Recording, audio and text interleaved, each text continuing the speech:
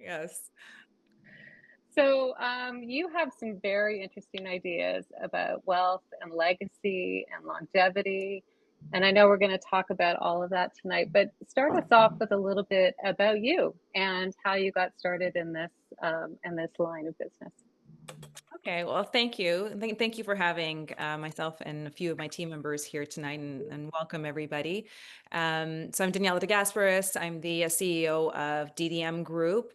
DDM Group is a wealth preservation consultancy. And why I call it that is because we really focus on preserving wealth and looking at how to put strategies in place to protect what you have, protect what you've worked hard for, and most importantly, protect it from the CRA and keep more money in your pocket. So how I started this, my own life transition was post-divorce, coming from a very controlled environment where I wasn't privy to any decision making on finances.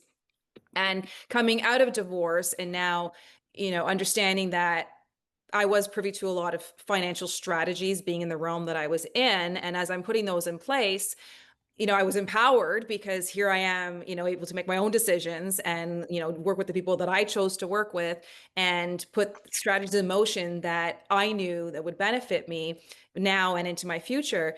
But equally as empowered I was equally in fear mode because I very quickly realized that, oh my God, how how do I know that I'm not leaving any risk or money on the table, even though I had really great experts that I was working with? And so that thought notion put me in fear mode of who's overseeing all of these financial strategies that I have in place.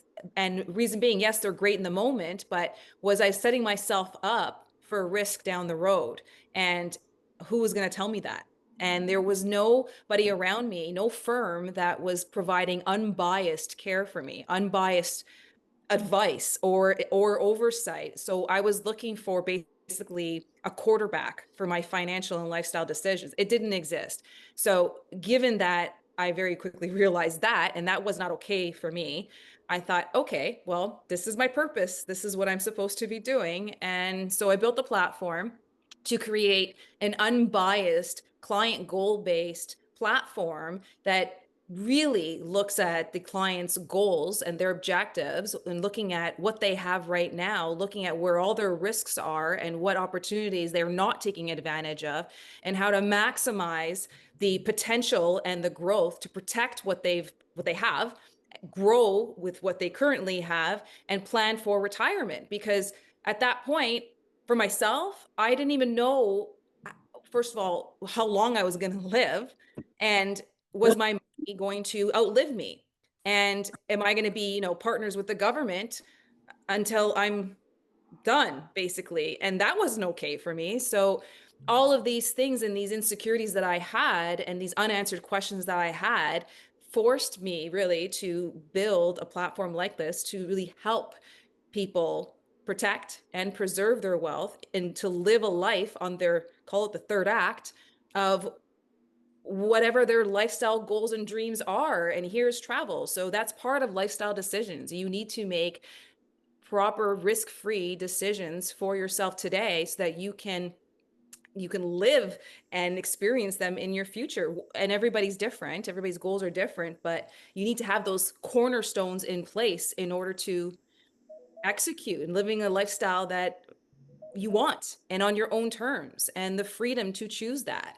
So that was really all the fire kind of underneath why I needed to build a business like that to help me foresee all of my opportunities. So, so you basically couldn't find anyone to help you, and you said, "I'm just going to do this myself and figure it out myself." Yeah, like all along the This way, is what I I love worked with about women banks. entrepreneurs. Yeah. Yeah, like banks, major institutions, no one was even asking me what I wanted. Nobody was asking me what my goals were. Where did I see myself 5, 10 years from now? What did I want? So I'm thinking like, how are all these people telling me they're going to protect me and they're going to help me with my money and they're going to tell me what to do, have my best interest. But how do you know that if you're not even asking me what I want? Yeah. I found that so bizarre, and it was very male driven too. So there was a lot of components behind that also, but yes.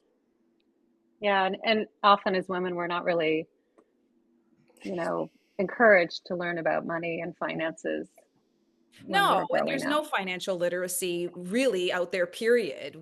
Our system is set up for the institutions and the government to kind of be with you along the way and sharing your sharing your work. You're working hard, but you always got to pay out. So that's our system. It's not on purpose. It's not by accident there's no financial literacy. It's purposely done. We're not set up to be more successful than those big institutions. I'm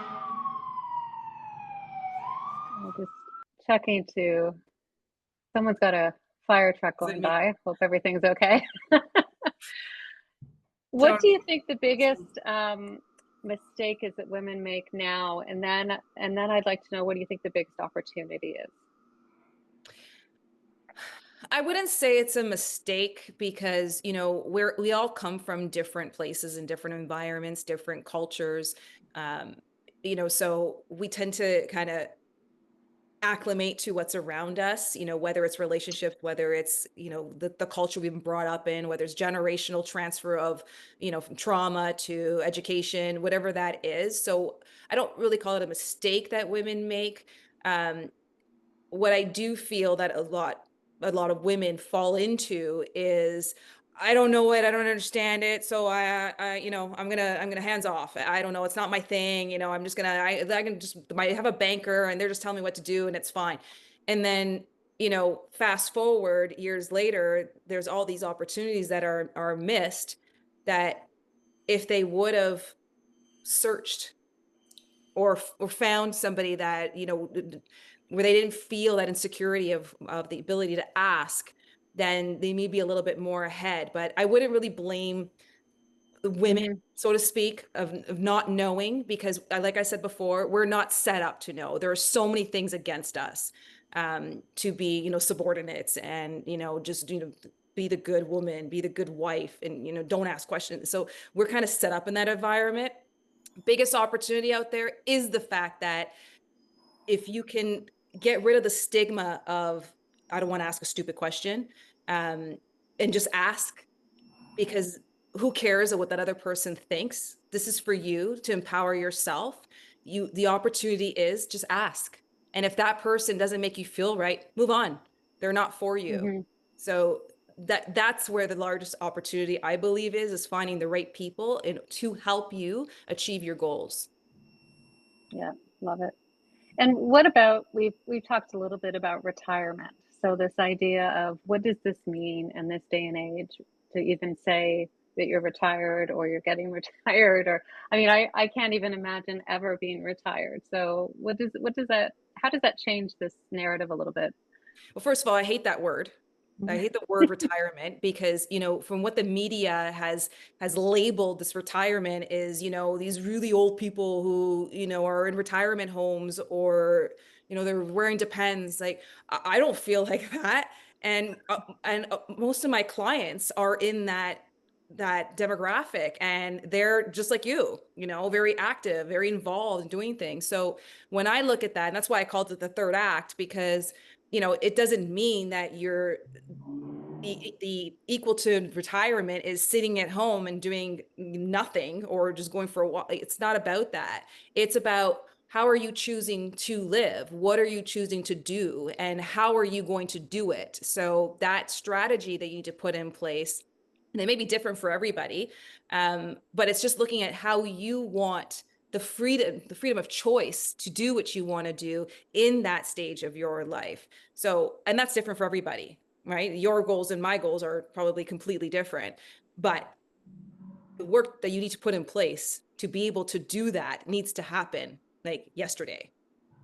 Yeah. And I think too, you have a lot of what I would call not unconventional, but kind of shifts in how we think about money and assets, um, and where we can, what we can tap into that we may not even be aware of, right? Which is really what we want to talk about tonight is we may have opportunities within our own wealth or within our own assets that we can be using in different ways. Yeah, and that's just it. We're not inventing the wheel of products. There's been a lot of things out and around for decades. What we have done is we have a collaborative approach to how we do our strategizing, and we're basically marrying financial industries together in order to create really effective solutions that minimize tax, minimize risk, and optimize growth of wealth. And most people would not have this access or opportunity because the way we're set up in a financial system is you go get your banker, you go get your accountant, you go get your estate planner, estate lawyer.